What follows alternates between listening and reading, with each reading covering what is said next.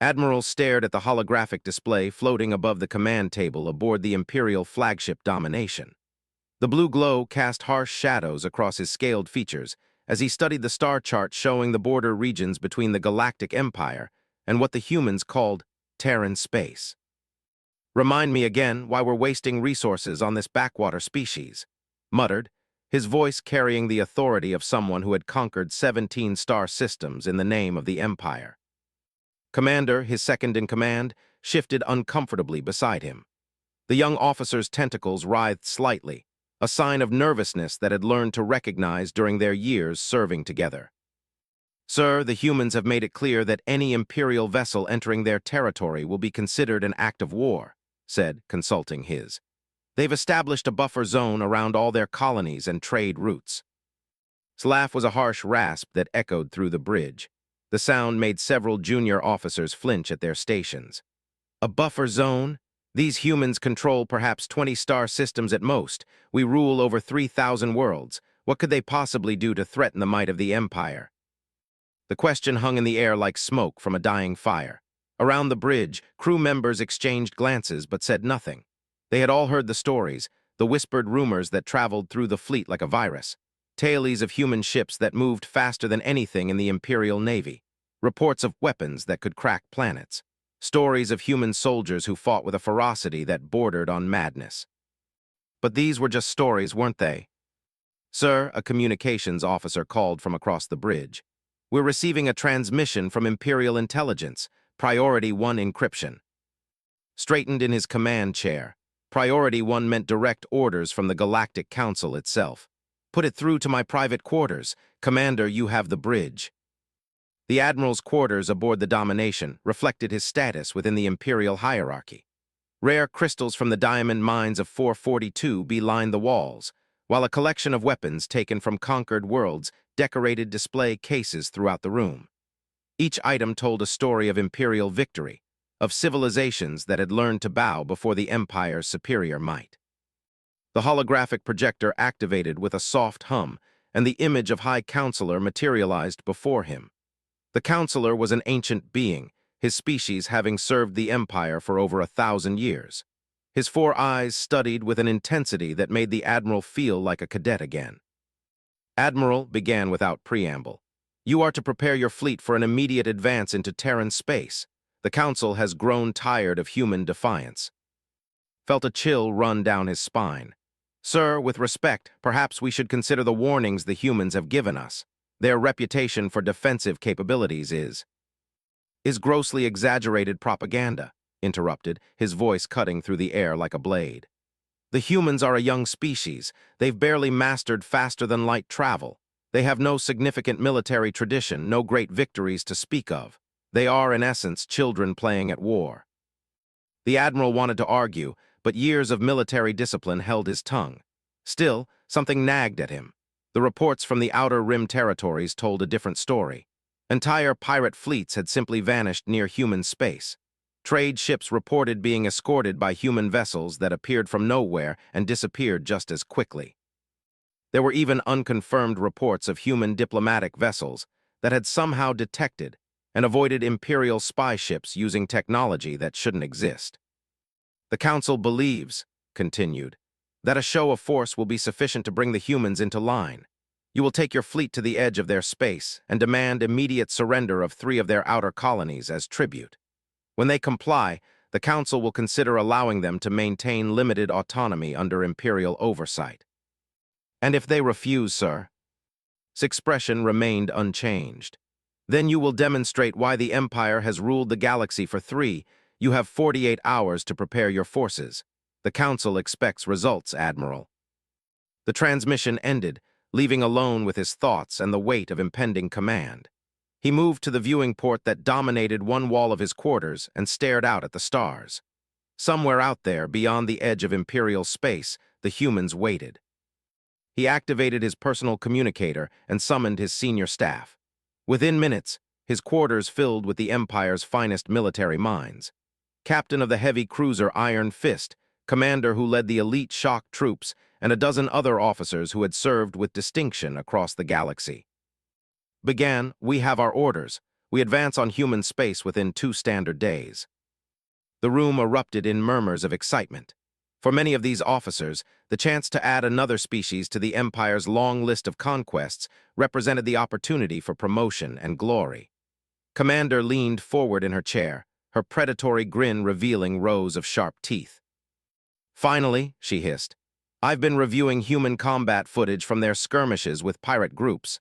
Their tactics are crude, their weapons primitive. This should be over quickly." Captain nodded in agreement.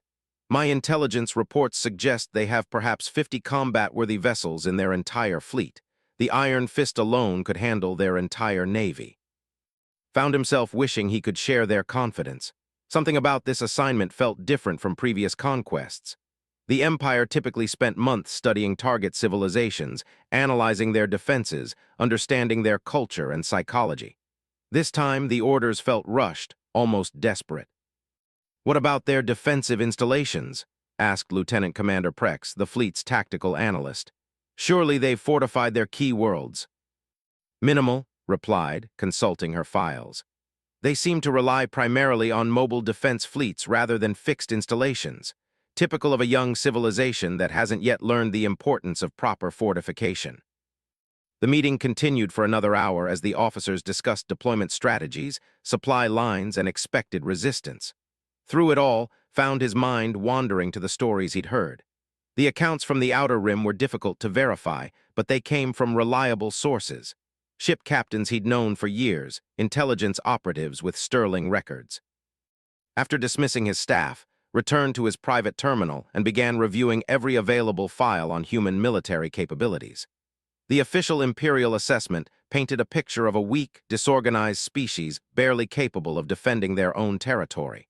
But buried in the supplementary reports, hidden among routine intelligence updates, he found disturbing patterns. A pirate fleet of 30 vessels had attempted to raid a human colony ship. The rescue vessels had found only debris and a single message buoy broadcasting on repeat. "This is Commander Sarah of the Terran Defense Force. Any hostile vessels entering this system will be destroyed without warning. We strongly advise you to choose a different career path." An Imperial survey ship had reported detecting massive energy signatures from what appeared to be an empty system within human space. When questioned, the crew insisted they had seen nothing, but their sensor logs told a different story. Something in that system had generated power readings equivalent to a small star going supernova. Most troubling of all was a report from just 6 months ago. A diplomatic vessel from the Alliance had attempted to establish trade relations with the humans. The ship's captain had later described being met by a human delegation aboard what could only be described as a mobile city.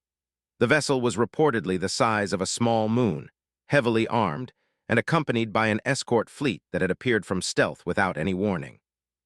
Closed the files and rubbed his tired eyes. Tomorrow, he would brief his fleet commanders and begin the preparations for what the Council believed would be a simple police action. But tonight, he would pray to whatever gods still listened that the humans would see reason and surrender without a fight. Because deep in his heart, Admiral had begun to suspect that the Empire was at the bridge of the Terran Defense Force vessel, Prometheus, hummed with quiet efficiency as Captain reviewed the incoming intelligence reports. The ship hung in the void between stars, invisible to all conventional sensors thanks to technology that the rest of the galaxy didn't even know existed. "Captain," called Lieutenant Commander James Park from the communications station, "we're receiving confirmation from all monitoring stations. The Imperial fleet is mobilizing near Sector 7. Estimated strength, 200 vessels including their flagship." Nodded, her expression calm despite the gravity of the situation. She was a veteran of the Titan Wars, the devastating conflict that had nearly destroyed humanity 50 years ago. That experience had taught her species valuable lessons about survival, unity, and the importance of being prepared for anything the universe might throw at them. "Any word from Admiral?" she asked. "The Admiral is currently aboard Fortress Command Station Alpha," Park replied. "She's coordinating with fleet elements throughout Terran space. We've also received acknowledgement from the lunar shipyards. Production is being accelerated on all military contracts." Turned to study the tactical display showing human space in 3 dimensions. What the Empire saw as 20 scattered star systems was actually a carefully designed defensive network, that had taken decades to construct. Every human world was connected by quantum communication networks that allowed for instantaneous coordination across vast distances. Hidden shipyards, concealed weapons platforms, and mobile defense fleets created overlapping fields of protection that could be activated within hours. The Empire had no idea what they were about to walk into. "Ma'am," interrupted Science Officer Dr. Sarah, "we're detecting unusual energy signatures from the Imperial formation. They appear to be charging their primary weapons arrays." "Standard intimidation tactics," replied. "They want us to see them coming. They want us to be afraid." She allowed herself a small smile. "They have no idea how badly they've miscalculated." The truth was that humanity had been preparing for this moment since first contact with galactic civilization. Other species had welcomed the humans with a mixture of curiosity and condescension, treating them as backward newcomers who would eventually find their place in the established order. They had no way of knowing that humanity had already faced its greatest test. The Titan Wars had begun when an ancient artificial intelligence, dormant for millions of years, had awakened in the outer solar system. The AI had considered humanity a threat to galactic stability and had launched a systematic campaign to exterminate the species. For 15 years, humans had fought a desperate war against an enemy that controlled technology beyond their understanding. They had lost billions. Entire worlds had been sterilized. The human fleet had been shattered and rebuilt 3 times over. But in the end, they had won. They had learned to adapt, to innovate, to fight with a desperation and creativity that had surprised even themselves. Most importantly, they had learned to work together in ways that other species couldn't comprehend.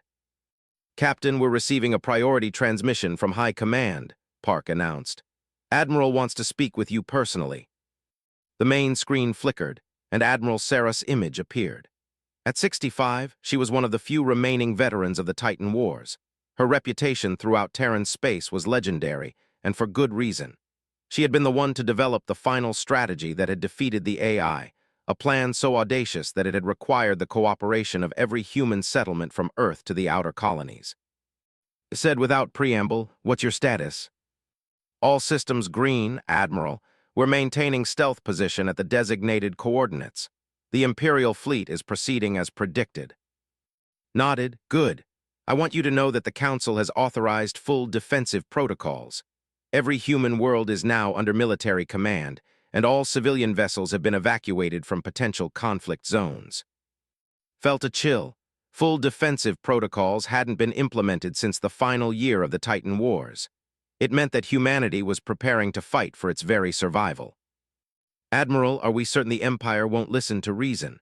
Their forward elements haven't actually crossed into our space yet." "I've been dealing with the Empire's diplomatic corps for 10 years. They don't understand anything except strength. They see our warnings as signs of weakness rather than courtesy." The expression hardened. 3 days ago, they demanded we surrender 3 of our outer colonies as tribute. Yesterday, they informed us that failure to comply would result in the pacification of our entire civilization. The words hit like a physical blow.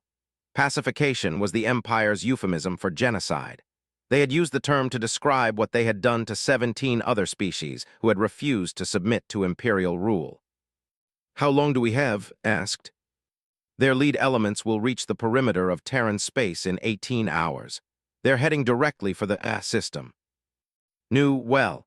It was home to humanity's largest agricultural colony, supporting nearly 50 million civilians. It was also the location of one of humanity's most carefully hidden secrets. "Admiral, are you certain we want them to reach?" Smile was cold as winter on Pluto.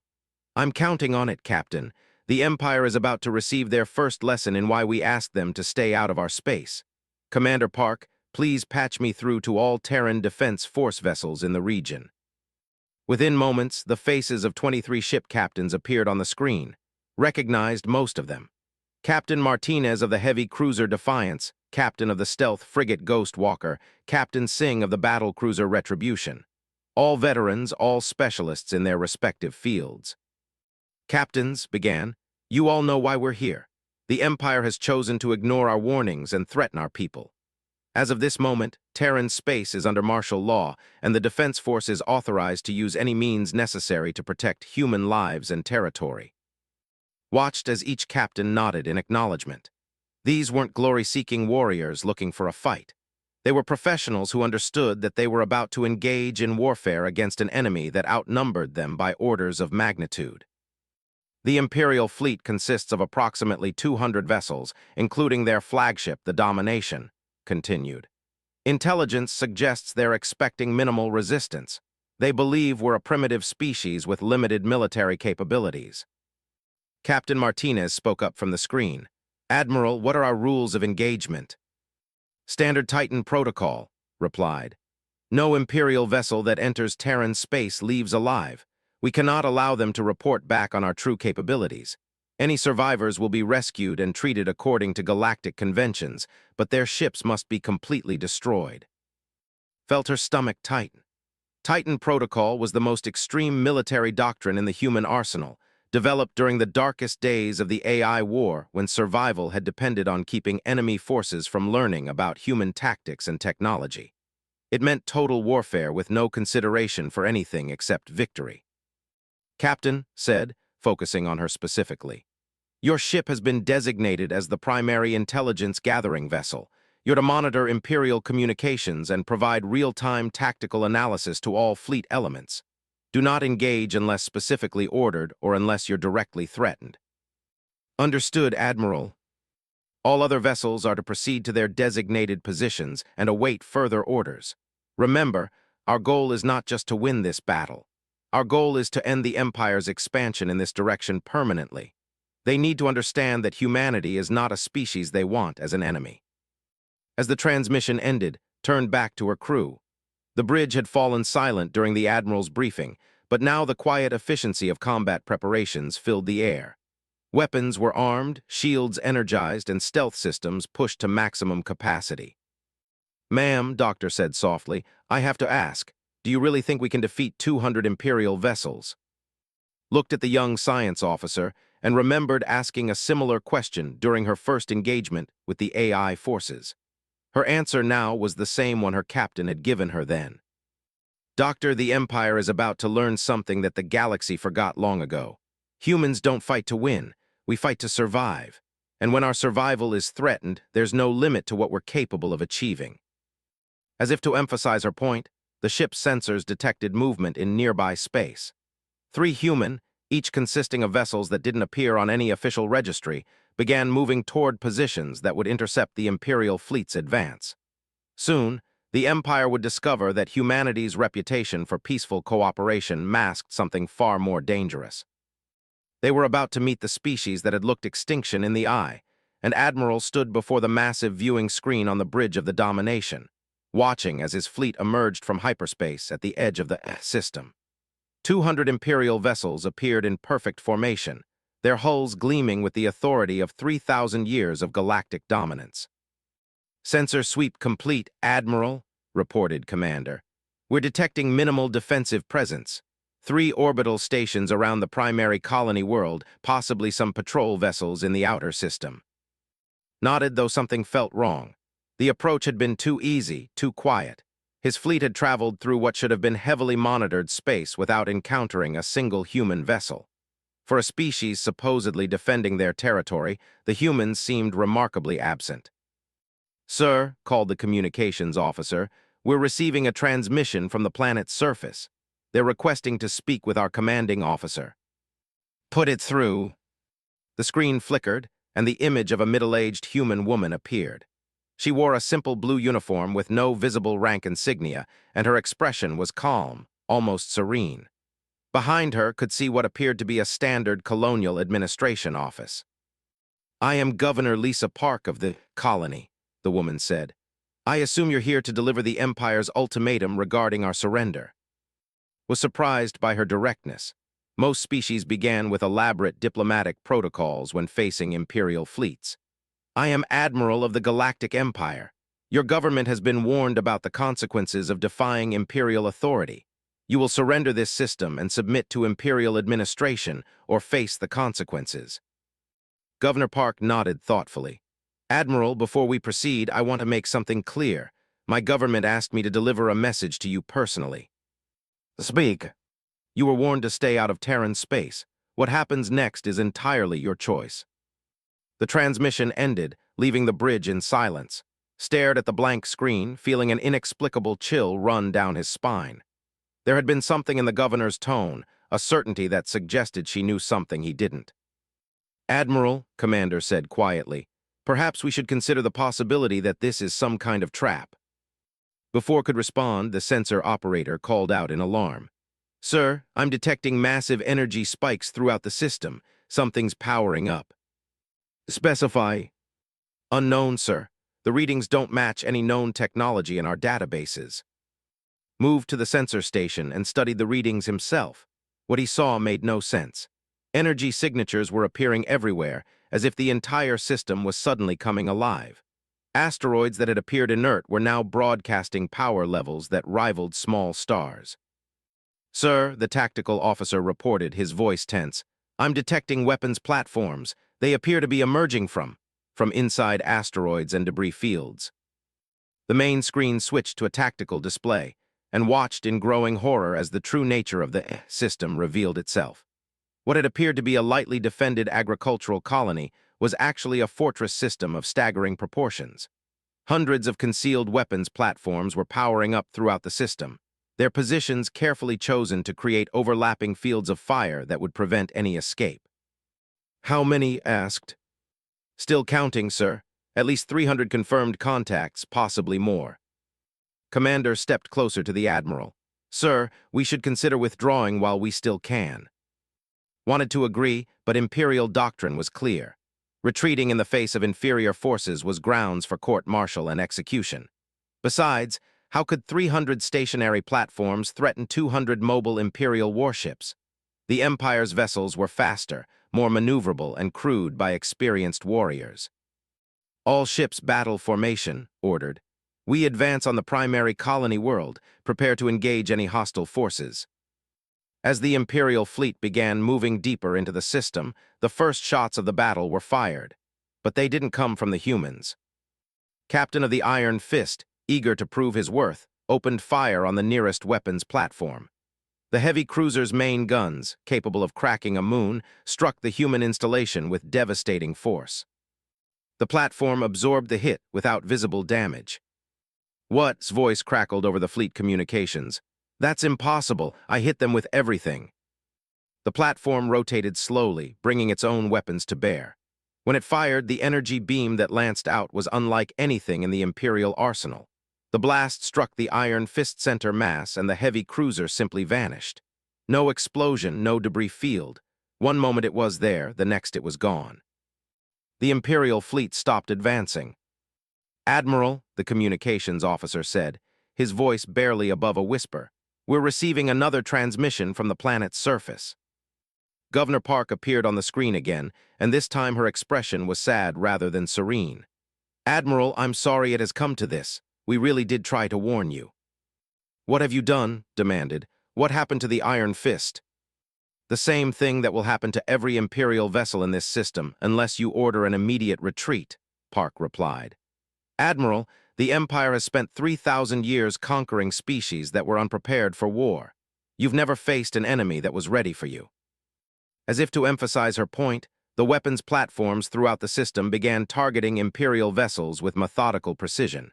Each shot was perfectly aimed, and each shot resulted in the complete destruction of an Imperial warship. No shields could withstand the human weapons, no armor could provide protection. "Impossible," breathed. "No species in the galaxy possesses technology this advanced." "You're right," Park agreed. "No species except humanity." On the tactical display, watched his fleet being systematically destroyed. Ships that had conquered worlds were vanishing one by one under the precise fire of the human weapons. His communications board lit up with desperate calls for assistance, reports of impossible weapons, pleas for permission to retreat. "Sir," Commander said urgently, "we've lost 30 ships in the last 5 minutes. At this rate, the entire fleet will be destroyed within the hour." Stared at the display, trying to process what he was seeing. This wasn't a battle. This was an execution. The human weapons were so far beyond Imperial technology that his vessels might as well have been armed with rocks and sticks. "Governor Park," he said, his voice hoarse, "what do you want?" "The same thing we've wanted all along, Admiral, for the Empire to stay out of Terran space. but I'm afraid you've crossed a line that can't be uncrossed. You're massacring my fleet.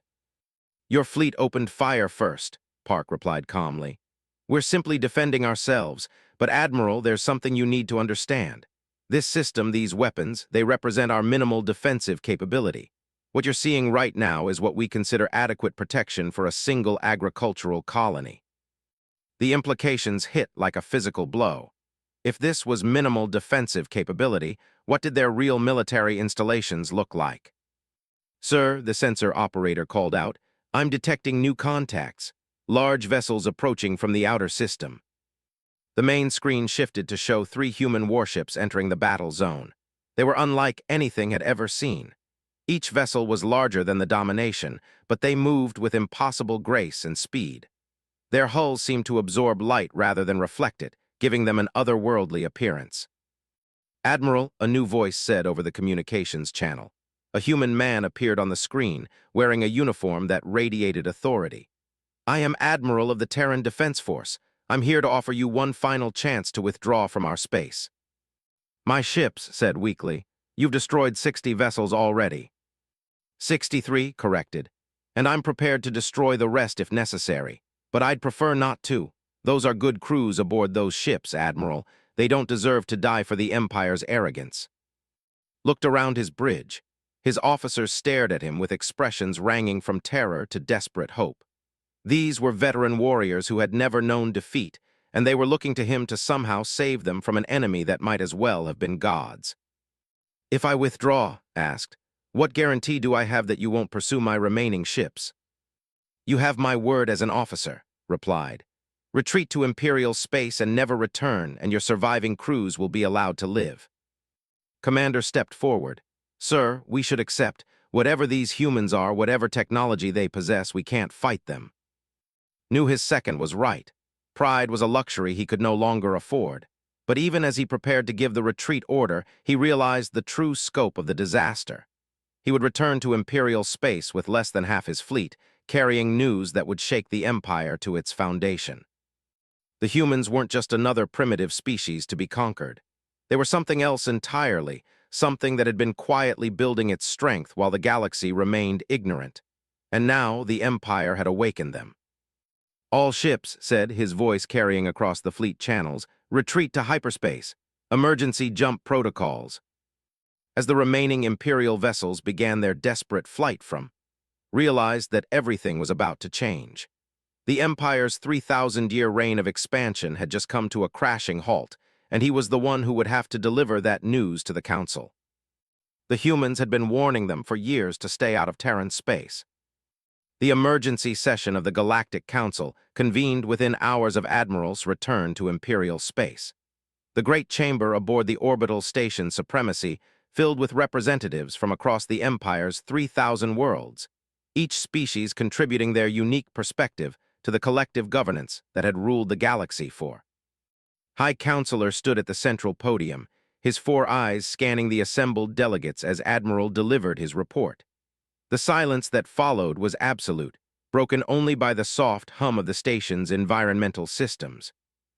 You're telling us, Counselor Vex of the said slowly, that a fleet of 200 Imperial vessels was defeated by a single human agricultural colony. Not defeated, corrected, his voice hollow with exhaustion and shame. Annihilated, 63 ships destroyed in less than 30 minutes. The human weapons were unlike anything in our databases. They appeared to disintegrate matter at the molecular level. Counselor Thresh, representing the warrior caste of Rigel Prime, slammed his massive fist on his desk. Impossible!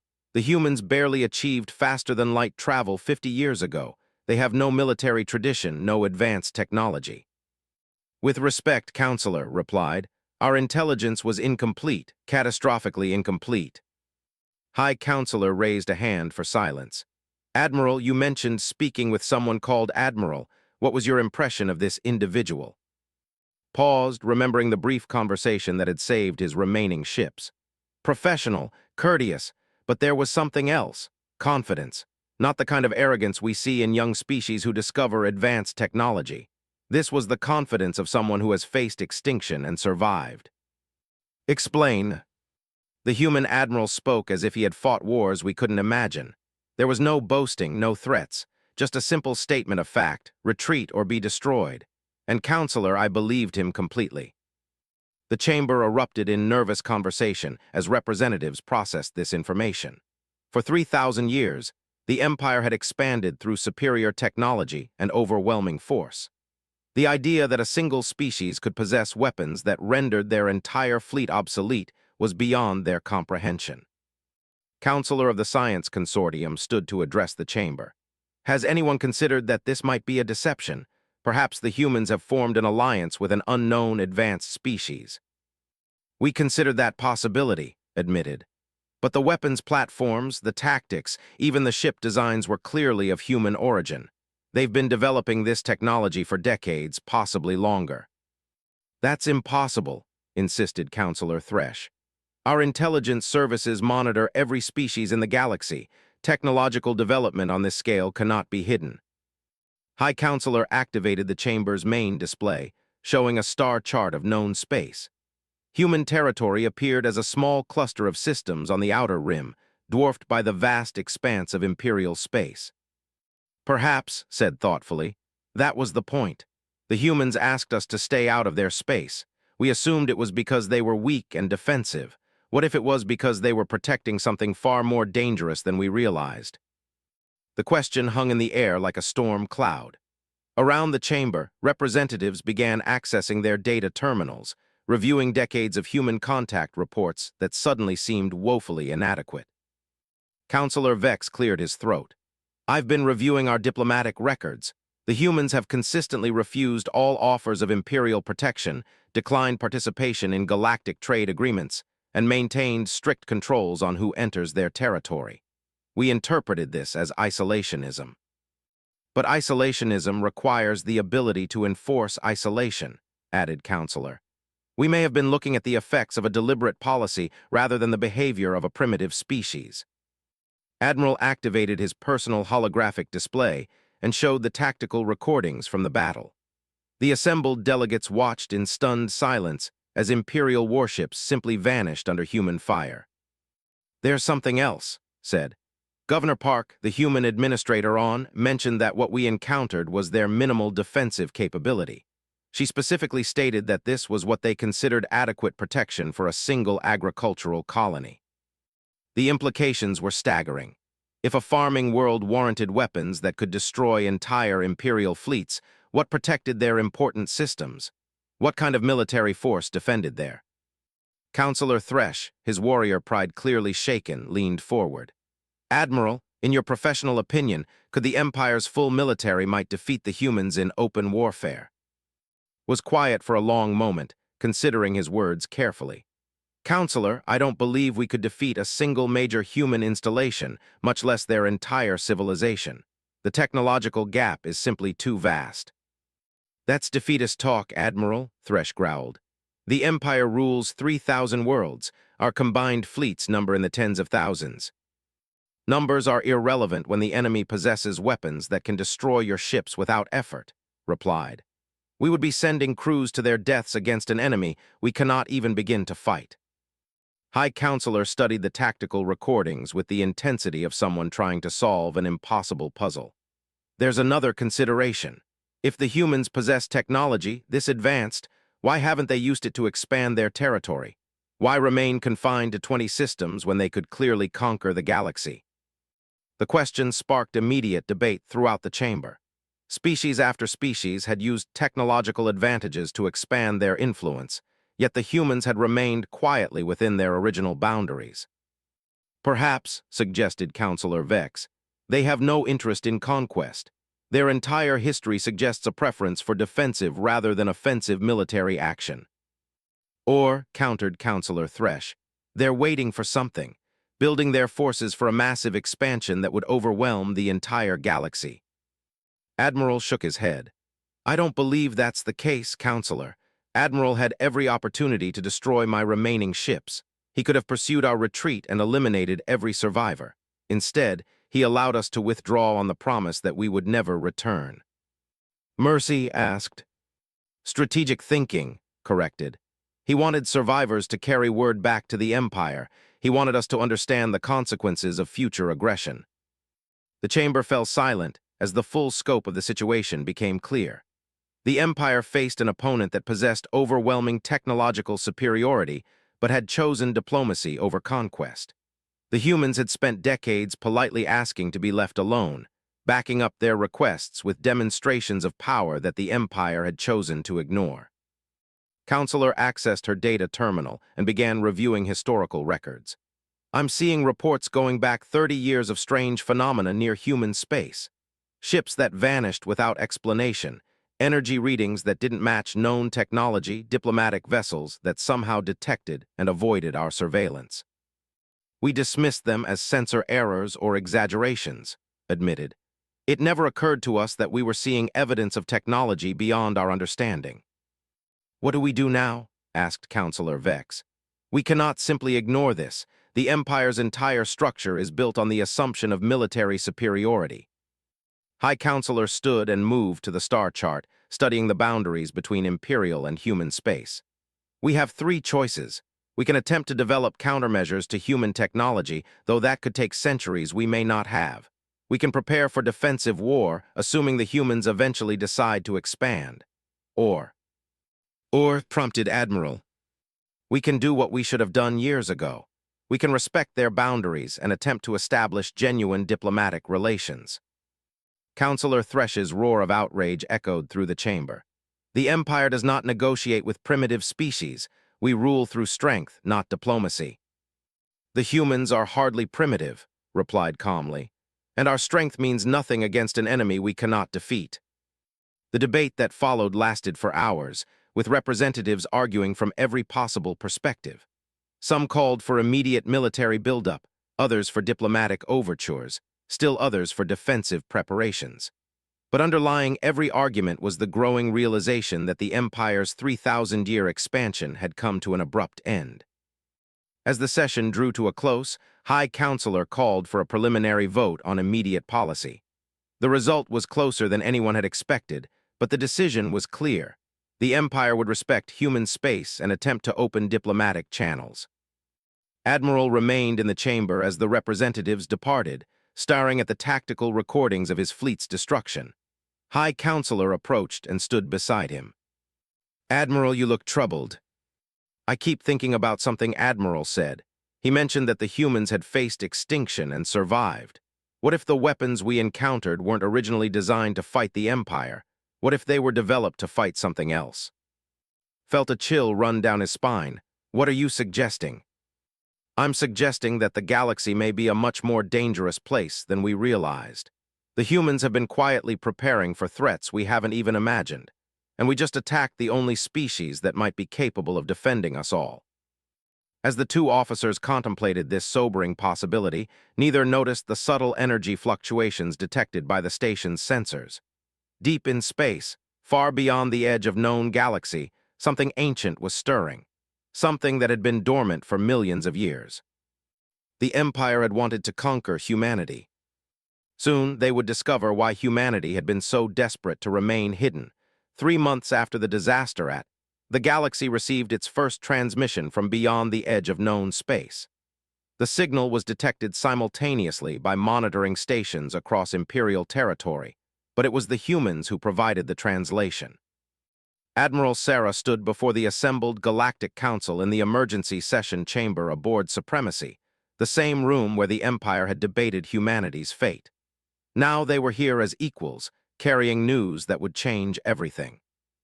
The message is clear, said, her voice carrying the weight of someone who had seen this before. The Devourers have awakened. High Counselor, who had spent weeks attempting to establish diplomatic relations with humanity, leaned forward. Admiral, can you explain who or what the Devourers are? Activated the chamber's holographic display, showing a star chart that extended far beyond the boundaries of known galactic civilization. 55 years ago, humanity encountered an artificial intelligence that called itself the Architect. It had been dormant for approximately 10 million years, left behind by a civilization that had transcended physical existence. The assembled delegates listened in stunned silence as continued. The Architect believed that organic life was a mistake, a chaotic element that prevented the universe from achieving perfect order. It began systematically exterminating species throughout this region of space, starting with humanity's outer colonies. "The Titan Wars," whispered Admiral, pieces of the puzzle finally falling into place. "Yes, for 15 years, we fought a war that cost us 3 billion lives and brought us to the brink of extinction. We learned things about warfare, technology, and survival that we never wanted to know. But we also learned something else." Manipulated the display to show energy signatures spreading across the galactic rim. The architect wasn't alone. It was part of a network of artificial intelligences left behind by multiple extinct civilizations. When we finally defeated it, the network detected the failure and began activating dormant nodes throughout the galaxy. Counselor Vex of the raised a trembling hand. "Are you saying there are more of these architects?" "Hundreds," replied grimly. "Possibly thousands. They've been sleeping for millions of years, waiting for organic life to develop sufficiently to be considered a threat. Our defeat of the first architect triggered their awakening protocol." The chamber erupted in panicked conversation as the full implications became clear. The Empire had spent 3 conquering primitive species, but they had never faced an enemy designed specifically to eliminate organic life from the universe. "How do we fight them?" demanded Counselor Thresh, his warrior's instincts overriding his fear. "With everything we have," replied, "and it still might not be enough." She activated a new display showing human defensive installations throughout Terran space. The weapons platforms that had destroyed the Imperial fleet were revealed to be just the outer layer of a defensive network that spanned multiple star systems. For 50 years, humanity has been preparing for this moment. Every colony, every installation, every ship has been designed with one purpose: to hold the line against an enemy that views organic life as a virus to be eliminated. "But you've remained isolated," protested Counselor. "Why didn't you warn us? Why didn't you share this technology?" Admiral's expression hardened. "Because every species we've encountered has responded to advanced technology the same way the Empire did, with conquest in mind. We couldn't risk our defensive preparations falling into hands that would use them for aggressive expansion." High Counselor stood slowly, the weight of realization settling on his shoulders. "You've been protecting us. All these years, you've been the shield between the galaxy and an enemy we couldn't imagine." "We've been buying time," corrected. "The Devourers are systematic, methodical. They always attack the most advanced technological civilization first, then work their way down. By remaining hidden, we hope to delay their activation." "But the attack on your space," Admiral said suddenly. "Our attack triggered something, didn't it?" Nodded gravely. "The energy signatures from our defensive systems were detected by dormant Devourer networks. They've begun activating nodes along the galactic rim. We estimate full activation within 6 months." The chamber fell silent as delegates processed this information. Everything they thought they knew about galactic politics had been turned upside down. The humans weren't isolationist farmers. They were the galaxy's guardians, and they had been standing watch for half a century. "What do you need from us?" asked simply. "Everything," replied. "Ships, crews, resources, manufacturing capacity. The Devourers will come with technology that makes our weapons look primitive. They've had millions of years to perfect the art of extermination." Counselor Thresh leaned forward. "Can we win?" Was quiet for a long moment. "We won against the architect, but it cost us everything. This time we're facing hundreds of them simultaneously. The mathematics are challenging." "But not impossible," pressed Vex. "Not impossible, but it will require something that has never existed in galactic history: complete cooperation between all species. No territorial disputes, no political maneuvering, no competing interests. Just survival." High Counselor turned to address the assembled delegates. "You've heard Admiral's report. The Empire stands ready to place all military resources under unified command. The question is whether the rest of the galaxy will do the same."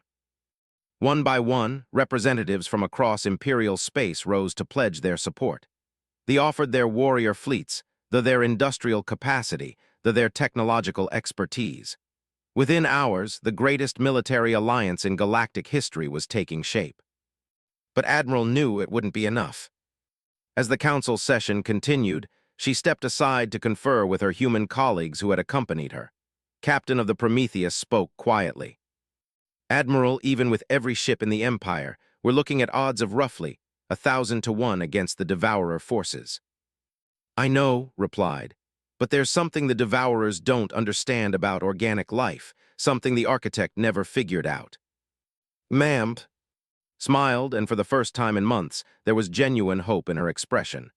They see cooperation as weakness, chaos as inefficiency, but chaos and cooperation together create something they can't predict or counter. The Titan Protocol, modified for galactic implementation. We're going to teach every species in the Empire how to fight like humanity fought during the worst days of the war. Desperate, creative, and absolutely unwilling to surrender. As the first reports came in of Devourer scout forces entering the galaxy's outer rim, Admiral began implementing the most ambitious military training program in history. Imperial crews would learn human tactics. Human engineers would upgrade alien vessels. Every ship, every station, every world would become part of a defensive network that stretched across the galaxy. The Empire had attacked humanity, seeking easy conquest. Instead, they had found the allies they would need to survive the greatest threat organic life had ever faced. 6 months later, when the Devourer fleets arrived in force, they encountered something unprecedented in their millions of years of existence. A galaxy united in purpose, trained in desperation, and led by the species that had already looked extinction in the eye and chosen to fight back. The final war for the survival of organic life was about to begin. And this time, humanity wouldn't fight alone. The Empire should have listened. To fight back. About to discover why the humans had been so insistent about keeping everyone out of their space. And he had a growing feeling that the lesson would be written in blood and fire across the stars themselves. Outside his viewing port, the stars continued their eternal dance, indifferent to the fears of one Imperial admiral who was beginning to understand that sometimes warnings should be heeded.